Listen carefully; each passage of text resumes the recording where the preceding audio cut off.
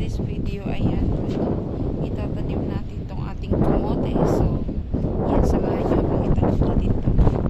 So, yun nga guys, nandito tayo ngayon sa ating garden. Ayan, yan kung makikita nyo. Itatanim natin tong ating kangkong. Ito, kailangan ko na kasi siyang i-plant kasi may mga ugat na siya. And then, yung ating kamote, so ayan, may mga ugat na rin siya. So, kailangan na natin siyang i-transfer.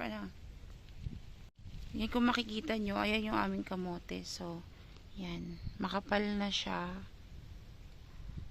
Diyan kami nangunguha ng aming ginugulay. So, ayan. Tapos, ayun yung aming sitaw. Yan, sitaw namin. Hindi pa siya namumunga, guys. Mahirap siyang mamunga kasi sobrang init dito. Nagdadry yung dahon niya. Tapos, ayan yung papaya namin. Nagdadry na rin. So, syempre, di mawawala yung ating tanglad. Ayan. Meron tayong tanglad.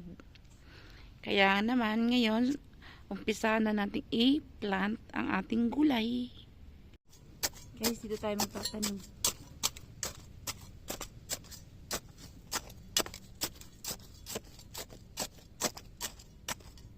Dito kayo tatanim yung ating kangkong.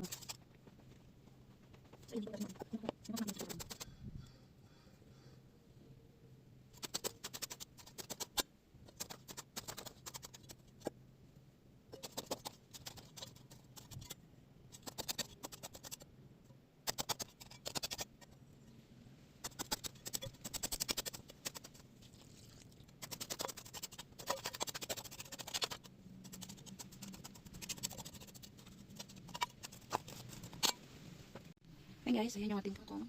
So dito lang natin siya itatanim kasi hindi siya pwedeng ihalo dun sa mga kamote. Yan. Yan yung mga kamote guys.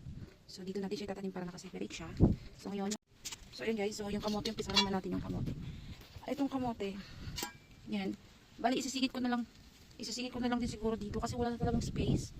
Yan, nanghinayang lang kasi kung gawa nga ng para magkaroon pa siya ng yung meron pa bang mapagkuhanan kasi syempre, sayang naman kung itatapon mo siya, diba? So ayan, so siguro isisiksik ko na lang dito. Hanapan ko na lang ng space. Ayan siya guys, dyan ka lang siya tinanim. Yan. Kasi kailangan lang namin yung talbos niya. Kasi yung laman, hindi naman actually namin kailangan yung laman. Kasi nadala naman yung amo namin galing sa farm. So ayun guys, so yan, dami namin talbos. Tinatalbosan namin siya para dumami lalo kasi dito sa UAE kailangan namin ng gulay. Okay guys, so ayun lang, natanim na natin yung ating gulay.